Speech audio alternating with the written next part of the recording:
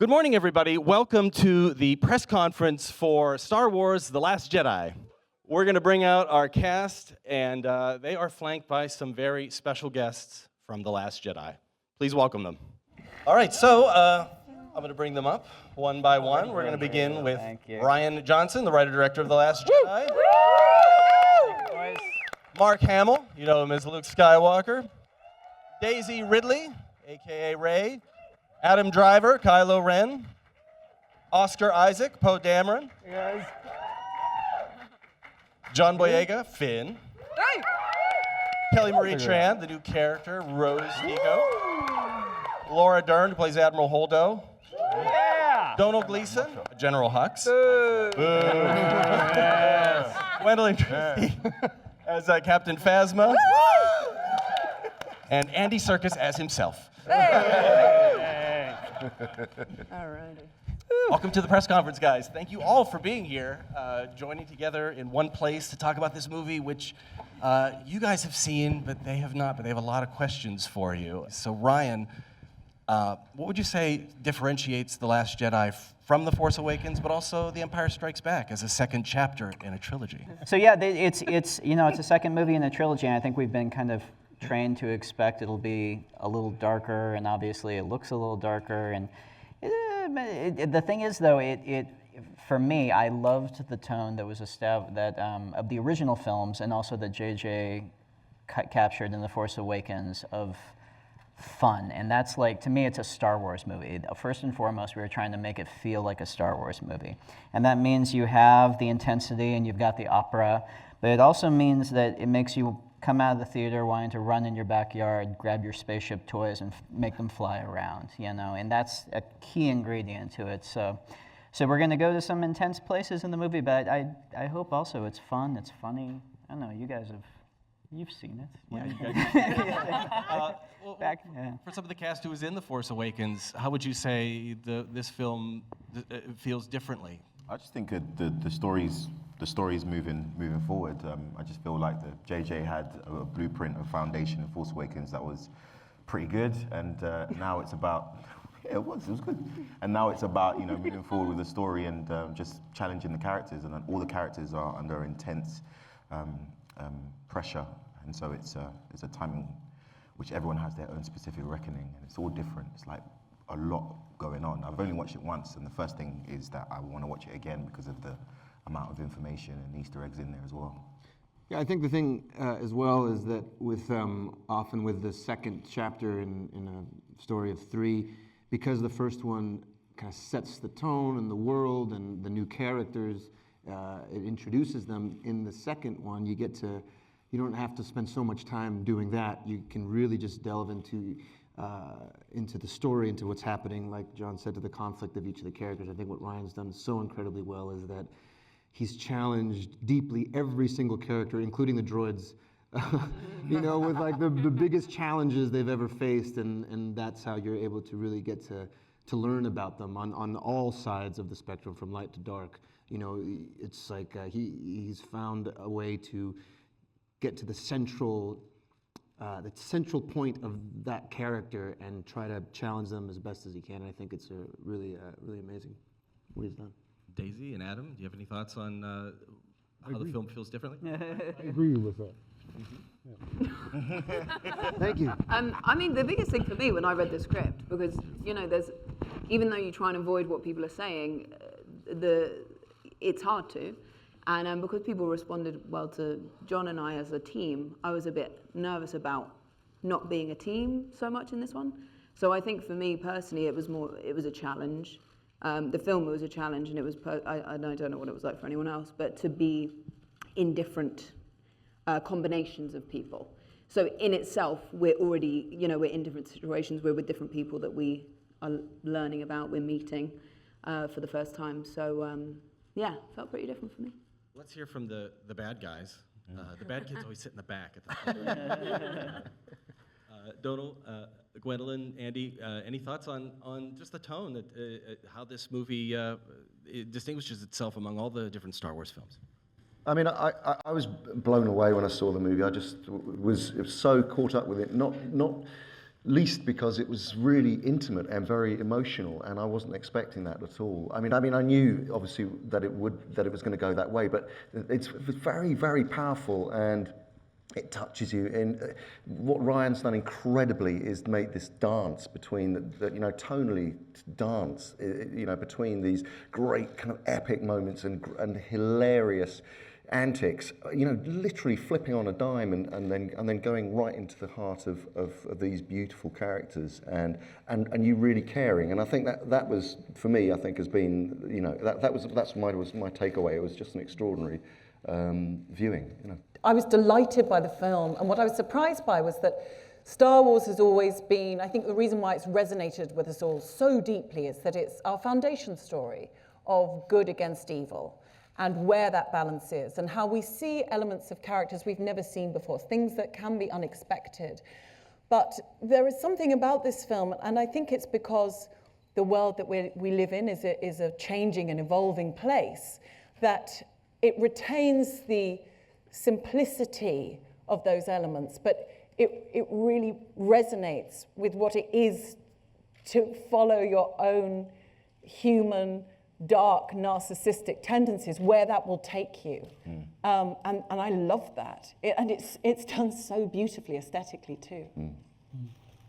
I didn't go to the screening, so... he had a thing.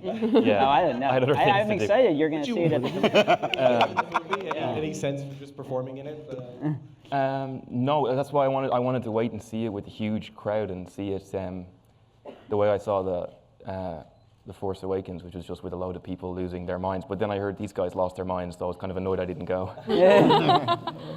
I'd like to talk to some of the newcomers to the Star Wars universe, and that includes you, Ryan.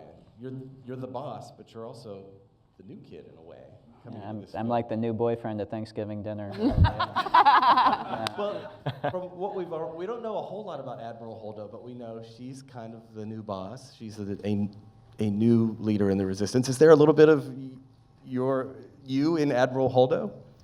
Oh, Very much so. I would be thrilled if there were. Laura Dern could represent any part of me in life, I would be thrilled. Yeah, Holdo, I mean, Laura, I've been wanting to, it's a dream to get to work with her. And the character that she plays in all of its glorious purple-haired wonder is, we were really able to dig in and do some really exciting, fun stuff. And Laura, I know that the moments on set where suddenly you would catch my eye and you would say, this feels like we're making an independent film. Those were the moments that I was yeah, it kind of does. And I think that feels really good. And that kind of intimacy of the process, I think. I don't know, if Laura Dern's telling you that, then you may be on the right track, I guess. But yeah, I hear you. So. Kelly and Laura, I know you're there to do a job and be professional, but is there any part of you that geeks out a little bit when you start working on a Star Wars film? Every part. Every part. I'm trying not to cry right now because this is so weird and different. Yeah, I feel like Ryan has said this before, but it definitely feels like you have to find a way to just do the work and kind of block everything out, but then C-3PO comes up and you're like, oh, God. So you're constantly figuring out, how can I figure out how to work in this environment? And then you're like, but also this is awesome. So it's kind of a balance, right? Yeah. Yeah.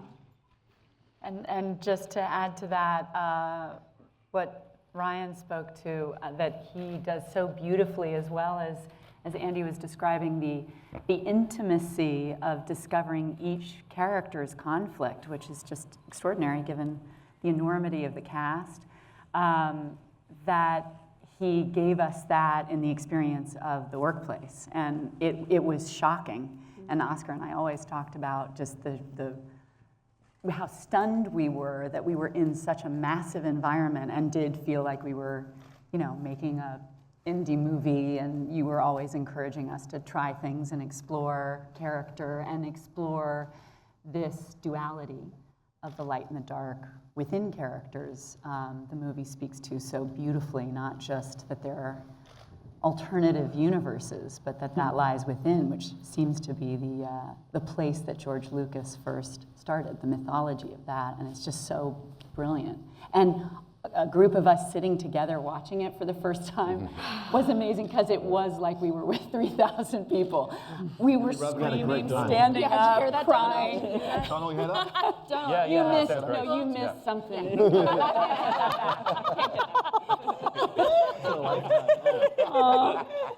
Oh, gosh. Hope you're happy. I want to ask Donald and Adam about your two characters, Hux and Kylo Ren. Had a really interesting relationship in The Force Awakens that I understand is expanded on in this movie, where Snoke sort of plays them against each other. They're allies, but not really. I wondered if you two could talk about their bond or lack thereof as we enter this film. I think it's definitely there's a competition, and it's maybe yet to be discovered where that comes from. I mean, if anything, I think that's more of a testament to kind of what everyone has been saying of Ryan's ability to not mind the character in every moment, which seems like an obvious thing, but he doesn't. So he knows that spectacle won't mean anything if you don't care about anything that's going on, which again seems very obvious, but I think it's a really hard thing to balance with this many moving parts and the scale of something like this. It's so I love playing those scenes, especially with Donald, because he's a great actor, and there's nothing is kind of taken for granted where this happens and it moves on. If anything, Ryan slows the pace, and when there's not a moment that's taken for granted. It's always broken up into little pieces, and the story in our mind comes first before an explosion. Is there like a corollary in our world to the relationship that they have? That's dangerous water. I don't want to. Plunging. No, I think the Like rival co-workers or brothers? Nobody. Oh, I see. I don't know. I think it's funny, like there's just such a huge amount of drama going on in that group of people, but then also just a huge amount of bitchy infighting as well, which I think is really fun to see them kind of really hurt each other from the inside as well as from the outside. The united front thing is difficult for them sometimes. But it was just, I'm not good. I think it's just a privilege to be in the film. It's very good. I think we'll open it up then to the audience for some questions. And just raise your hand. We have some microphones that are going around, and I'll try to call on as many of you as we can get. Well, that's a microphone. There are lots of folks out there. Let's ask this gentleman right here with the goatee. Yeah. My question's for Mark Hamill. With Luke training Rey in this movie, it seems like he's in the position Yoda was with Luke in The Empire Strikes Back. Is it sort of like when your parents say you'll understand when you're older? Does he finally learn some of Yoda's lessons now that he's the teacher? Well, you're assuming that I train Rey. Exactly. Sneaky. Do I? Sneaky. I know I have to be really careful. People say, was it difficult to pick up and wield a lightsaber again? And I go, do I pick up? Was it difficult acting in this movie? Am Well- I in this movie? I can promise you my part is twice as big as it was in Force Awakens. What's 2 times 0? Question there in the back. Whoa, that's a cool track. Thank you, Anthony. This question here is for Mr. Johnson. I'm Rich Woloski from Skywalking Through Neverland. I love you all, but this question is for Mr. Johnson. You had said that a lot of the visual cues for The Last Jedi were going to be taken from The Empire Strikes Back. What aesthetic really spoke to you about Empire, and what shot did you really want to replicate from The Empire Strikes Back? Hit the ugly light. It's 4 a.m. This is it. You don't have to go home, but you can't stay here. Thank you. Here all week. Well, I mean, my cinematographer, Steve Yedlin, who I've been best friends with since I was 18 years old, we met in film school. And so to be standing next to each other on a Star Wars set was pretty surreal. But I think Empire is, I think it's just the most beautiful I mean, all the films are beautiful. I think for my just taste, I think the cinematography in Empire is the most gorgeous of the whole series. And so Steve and I looked at the lighting in that it's also kind of the most, it's pretty daring in terms of how dark they were willing to go with some of the, literally dark, and how gorgeous they went with some of the choices they made with the shaping of the lighting. But then in terms of like an actual visual aesthetic, I made a choice very early on that I thought, well, I can either try and kind of copy my idea of what the original movies did, which was much more of kind of a formal, the camera didn't move a ton, and it was much more of kind of a much more formal type visual aesthetic.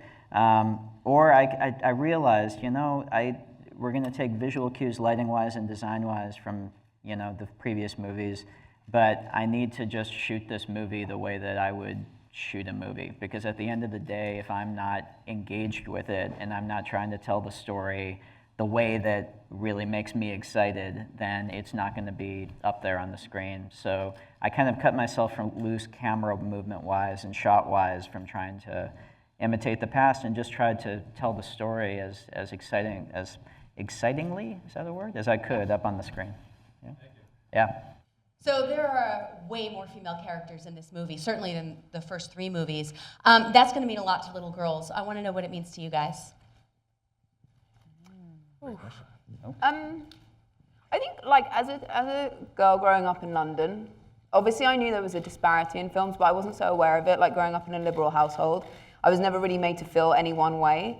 So when I, when I got involved, I didn't really, like, I knew it was a big deal, but the response was so beyond anything I could have imagined that I'm still like, it was only afterwards that I was like, oh yeah. And it's not like I ever took it for granted or anything, but it was just so monumental, the response and how people felt about it. And obviously that's a testament to Kathy, JJ, Michael, Larry, everyone who created the characters in the beginning. And I think what's great about everyone is it's not like she's a girl, this is a guy, this is anything. It's just great characters that happily are falling into broader categories now. So I'm thrilled. Yeah. Yeah, I agree. I think that it feels like both an honor and a responsibility at the same time. I feel like from the beginning, when I initially found out I got this role, I just felt like I wanted to do the whole thing justice. And I'm so excited that, guys, the girls in this movie kick some butt. Every single one is so good.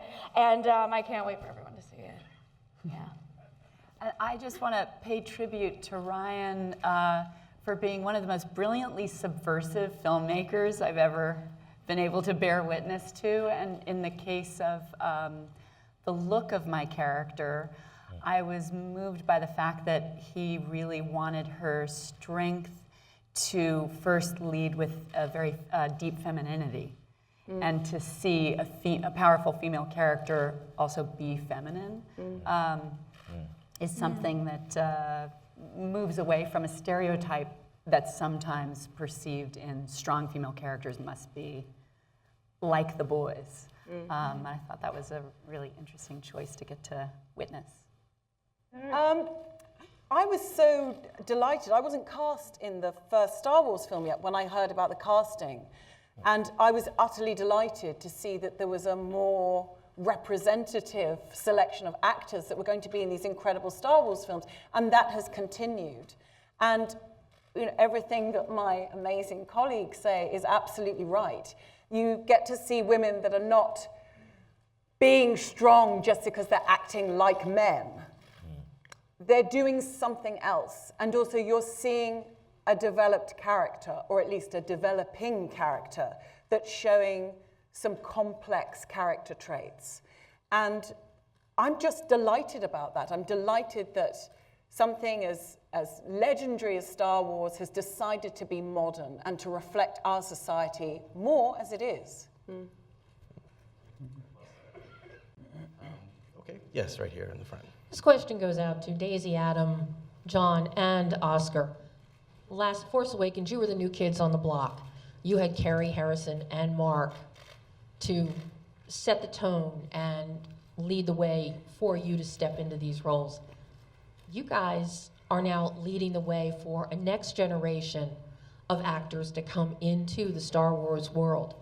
How much did that place any kind of onus on you and any sense of responsibility in addition to that inherent to your performances?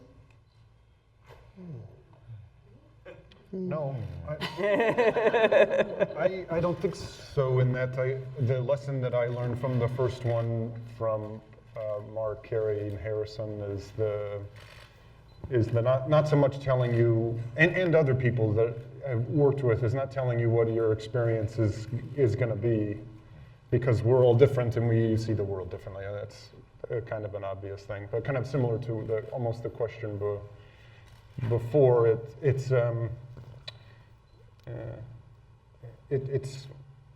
hard to impose an idea on someone that you kind of don't know. I think it's everyone's relationship to, certainly within them, I would imagine, is different, and that's kind of for them to discover. And it's almost more generous to,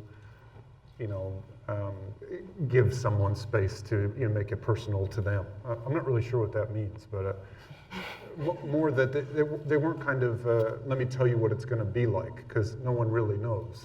And I think that they would say, even for them coming back to the movies, to this movie, after so many years, that I think maybe Mark could speak better to this, that even they have to figure out what it means to them. So I think that's they're kind of lead by example people. That's kind of what I'm avoiding saying, because it's so cliched, but it's more powerful, I guess, when you see it in action. So I think that none of us took it upon ourselves to tell people how it was going to be for them, because we're not them. I don't know that affected our performances in any way. I think everyone was just as equally terrified to figure out what we were doing, and make sure we were looking at space and.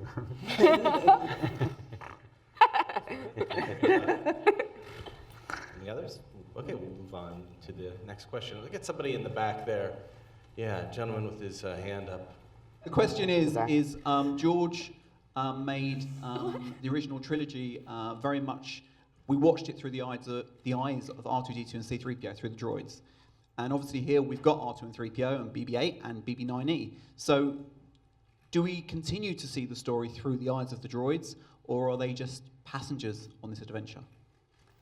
It's different, and it was different in The Force Awakens. It's different in this also. We don't quite have so much the hidden fortress kind of worm's eye view of the story that we started with in those movies. And with this, different story, had different needs, and so we are much more kind of with our leads the whole time.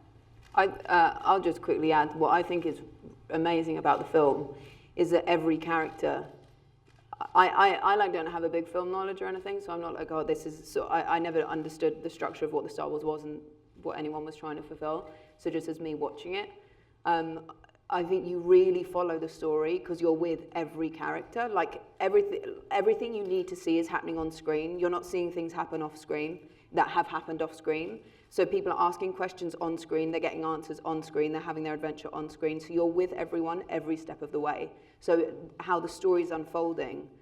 And I think it makes for compassionate viewing, because you're really understanding both sides, why people are doing the things they're doing, and how it's being fed from everywhere, and how things collide, and the consequences of people's actions, how they're directly affecting other people. All right, we'll take another question. There in the back, the woman had her hand up. Right there. Yes, you. Hi, I'm Kathy with Bell and Mommy, and I am a huge Star Wars fan, and I believe every movie we walk away learning something. And in this particular one, what is it that we will be walking away learning? Everyone's looking at me. Again, I think that, I think that's a personal kind of thing. For probably some, it will be nothing. For others, on the poster. It will be porgs. Porgs are delicious.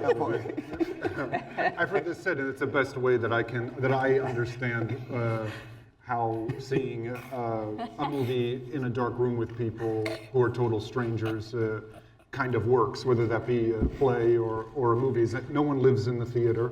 Everyone has lives outside. Well, I mean, hopefully, and then there's a kind of collective intelligence that happens in the room. And what is rewarding about it is realizing that you all are having a different experience, but at the same time, the same experience. Not so much a moral of the story, but Ryan, one of the things that you and I have talked about is that a theme that's throughout the movie, all the different storylines, is the perils of meeting your hero and living up to expectations. Is that one thing that maybe connects to her? That's definitely one of the things, yeah, in it. I mean, it's, you know, I think these movies to some extent are always about, I don't know, to really boil it down, it's, you know, if you look back at Lucas kind of, you know, famously drawing from the hero's journey myth that Joseph Campbell wrote about. And the hero's journey is not about becoming a hero, it's not about becoming Hercules, it's about really adolescence. It's about the transition from childhood into adulthood and finding your place in the world. And you have these new powers that you're feeling inside yourself for the first time. You don't know what to do with them. You don't know who you're going to get help from, who's going to be unreliable, who's not. Navigating those very tricky waters that we all have to navigate. That's why it's so universal. So part of that is you know, your relationship to heroes and people you thought were your heroes, people you don't expect who become your heroes. And that's definitely something that plays out in this film. Do you have any thoughts on that, Mark?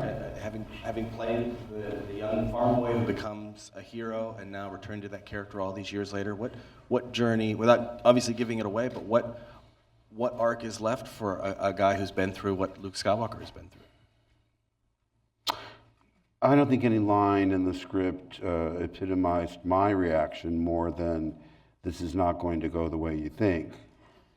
And Ryan pushed me out of my comfort zone, as if I weren't as intimidated and terrified to begin with.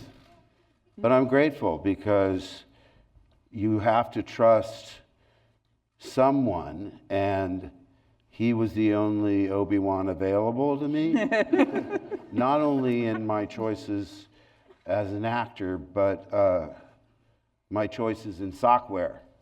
Oh, because, up. Well, I was so embarrassed. I looked at my drab black socks and I said, "Curse you, Ryan Johnson.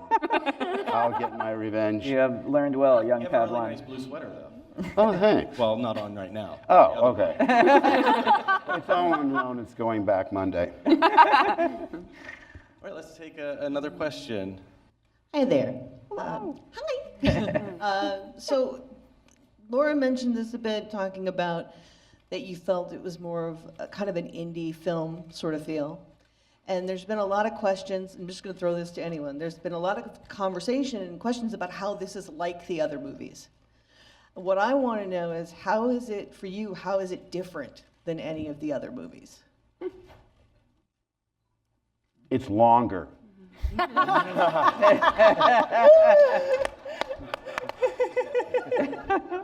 Not much longer, not much longer. I'm not asking for spoilers or anything, but just how did it feel different? As an actor, I would much more easily draw comparison of similarity, because I'm sort of just speaking for me that I was like real new to this all, and it was first film and all that sort of stuff. And I've done smaller films now this year, and I'm like, genuinely, it feels the same. Like, the sets tend to be smaller. We're shot in Prague instead of London. But, like, it's a small, not a small feeling, but it's like that family thing. So going into something could have been really scary, and being surrounded by people that make you feel really comfortable, for me, is like the only thing you can ask for, because you can only do what you can do. If you're in a really safe environment, then you're able to do more. And coming back, like, it really felt... It was different, obviously, in ways, because the story is different. The characters are being challenged in different ways, but the crew was similar. Ryan, I think it says a lot about Ryan and our first Jamie, actually. Like, how a set is run is so incredibly important. And what JJ and Tommy did first time around, Ryan and Jamie did this time, it's just a really happy set that everyone feels, I think, heard and respected. And so just like in an acting sense, taking everything away, I think the same feeling was captured of love and of everyone trying to work together to make this thing that hopefully other people will love. So I think, to me, like in a more an emotional way, I think it did feel more similar than different. Fantastic, thank you. Hi, I'm Juan Fernandez from Nuevo Dia, Puerto Rico. I wanted to ask the director, to see you at the celebration and all the things that you participated, to see that you're a fan. So I wanted to know at what moment as a filmmaker, whether it was in the screenwriting process or shooting something, did you feel a transition from fan or felt ownership as a filmmaker of the Star Wars movie that you were making? Oh, I keep waiting for that moment to happen. Even standing up here, I see the big Star Wars behind me, and I'm like, oh, do I belong under this? Yeah, it feels very, there's no like eureka moment where it's like, now I'm doing it. You're always riding that line between feeling like you're a fan who snuck in the back gate and is getting away with something, which I think is probably a good thing. I'm actually curious, I'd be curious to hear John, just because you're the biggest fan I know in the world. I'm still trying to get over it, I can't lie. Because I think what we forget is that when we filmed Force Awakens, it was about 2 years between then, before we started on Last Jedi, and we went off, obviously, to do other stuff. And then when you come back, it just feels like you're back in school, you know? And it's fun. Every day was a new set.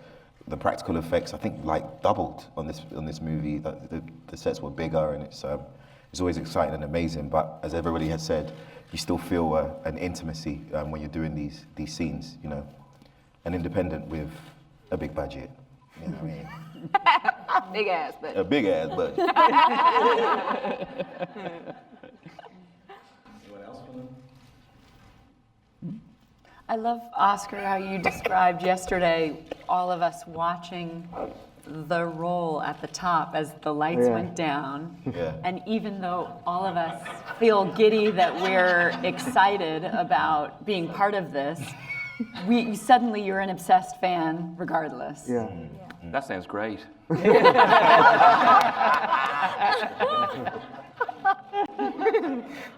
more question. Jermaine? Oh my God. Hey everyone. Obviously the death of Han Solo is a huge moment in The Force Awakens, and I'm wondering how impactful is that, without spoiling anything, to the characters who knew him in the last movie and the previous films? I think we're just keeping it moving, to be honest with you, man.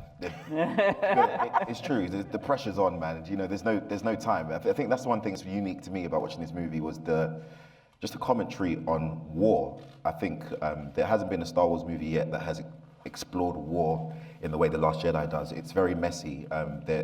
The categorizing of good and evil is all mixed together. So you know, in terms of Han, there's no, you know, I'm sure we all feel sentimental if someone wants to sit Finn down or sit Rey down, but Rey's off training, she's got stuff to do. I got a back injury, I got stuff to do. I can't think about Han at the moment. He done. So I think it's reverberating, but he's right. You know, it's a dire situation. It's critical. The resistance is on its last legs. You know, they're trying to survive. First Order's right on top of us. You know, everything is like war, where you got to just keep moving to try to survive. And so you feel, I think, the momentum of everything that happened in The Force Awakens just pushing and getting to a critical mass in this film. I will interject there, though, and I think this is the beauty of having storylines that are sort of happening in tandem and affecting each other. Because I would say that Rey, at least, is very much affected by it, and I think, like in the. What did I say? What did I do? In the first, like, Rey as a character has been alone for a really long time, and she's really open to like love and friendship. So Finn and BB-8 come along, and it's like this amazing adventure. And then Han, like without trying to, she seeks something from him because there's an intimacy and there's a sort of figure of something she's never dreamed of for her that gets, you know, snatched away, and she's understanding.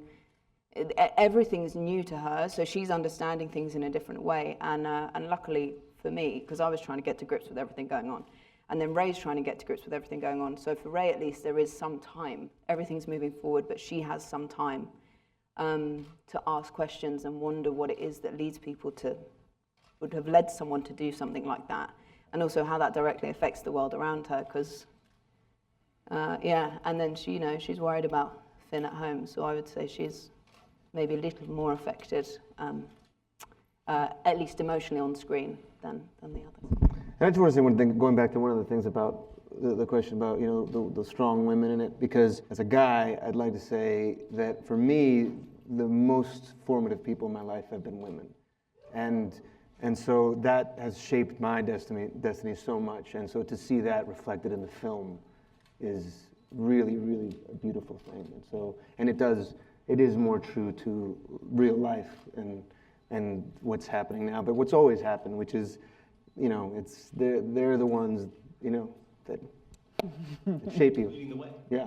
Well, speaking as the leader of the First Order, I have to say that Snoke is very unimpressed with the fact that there is such a huge female force that seems to be growing in the universe. Deeply threatening, it's deeply undermining, it's got to be stopped, it absolutely cannot go on. And this we see, without giving too much away, a little snatch of in this movie. It's no explaining. I'm going to wrap up the press conference. Going back to Jenna's great question about women in this film and female characters in Star Wars in general. For a long time when I was growing up, there was really only one character, and that was Princess Leia, now General Leia. And of course, Carrie Fisher isn't here with us today, except probably in spirit, giving everyone the finger from back there. But I wanted to ask the women in this film about the impact that Princess Leia had on generations of young girls who were watching these movies, even though there wasn't a whole lot of variety for them. I think this is a character that spoke to them, and Gwendolyn, speaking as one of the idols of the bad girls, as Captain Phasma. What role did Leia play in your life as a young Star Wars fan? Well, she was very significant because I was first shown A New Hope when I was 6, and I remember thinking, wow, that character's really different. I watched TV and film obsessively from such a young age, but it stayed with me throughout my formative years of, she's really interesting, she's really smart, she's really funny, she's courageous, she's bold, she doesn't care what people think, and she isn't prepared to be told what to do. And she doesn't look the same as a sort of homogenized presentation of a woman that we had been used to seeing. So that was really instrumental to me as someone that didn't feel like they fitted that homogenized view of what a woman was supposed to be, that there was inspiration there, that you could be an individual and celebrate yourself and be successful without giving yourself over, without necessarily making some sort of terrible, huge compromise. So it was a big inspiration for me. And to play a character as well from what we've seen in The Force Awakens, I was very excited when I was shown just the basic element of the costume. And here we were seeing a character whereby a woman her femininity was not delineated in terms of the shape of her body, in terms of her physical attractiveness, those elements, that weird random group of elements which we're born with. It's some kind of odd lottery and then we're judged on in society. And I was just delighted to be able to have that opportunity. Any other thoughts? Beautiful. Laura, how about you? Do you have any thoughts on the impact of Carrie Fisher and Princess Leia in pop culture in general? Well, endless thoughts, and also a profound impact that she made on me as a girl. I mean, spoken so beautifully by Gwen, so I'll just speak to this present experience to say that as we always had with Carrie, not just Leia, her wisdom, and people speak about people who are brave or fearless, but beyond that, I've known, luckily, a few people that would hold those descriptions, but not that they would be without shame. And that's what moved me the most about the icon she gave us, but also what she gave us individually and personally, which is to carry who she was so directly and to be without shame and to share her story and to expect nothing less from any of us. And the privilege of watching how Ryan has so beautifully captured all of that and her grace and this amazing, beautiful, pure performance. But also, I think she found an equal irreverent subversive, and they had this dance that gives us this performance that I was just so moved by. Well, how about Daisy and Kelly? Any thoughts on the legacy of Leia and Carrie? I don't think I can really follow that, except to just say if Carrie's daughter Billy is, I think, all of those qualities. She's smart and funny and shameless and wonderful.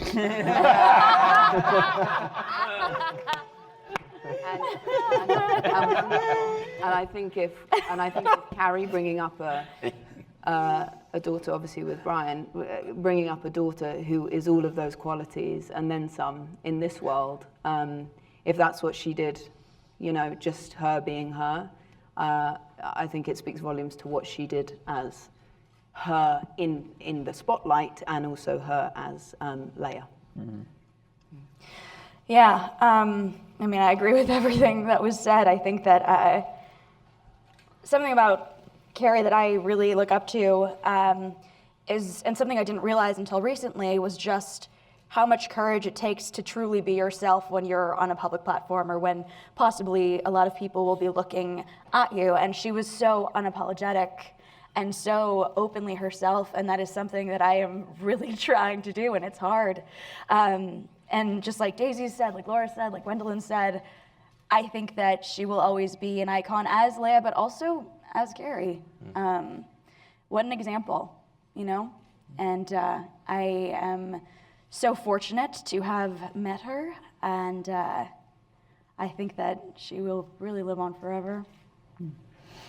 Well, thank you guys so much for being here. Thank you for all the wonderful questions and for the audience. The cast of Star Wars, The Last Jedi, and we'll see the movie very soon. Very soon. Very soon. Thank you, guys. Thanks, guys.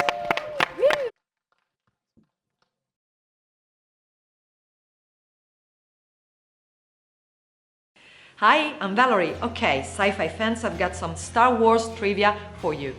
Did you know that when Star Wars was originally released, less than 40 theaters agreed to book showings of the movie after its release date was moved up to before Memorial Day? Around the same time, 20th Century Fox was going to release an eagerly anticipated adaptation of a best-selling book called The Other Side of Midnight, which theaters were eager to show. Fox then stipulated that any theater showing The Other Side of Midnight must also show Star Wars. Needless to say, Star Wars eventually became the highest grossing movie ever made up to that time, while The Other Side of Midnight didn't even break the $25 million mark. Can you believe it? That's all for today. Subscribe and ring the notification bell to always receive the latest trailers the moment they are online. See you next time.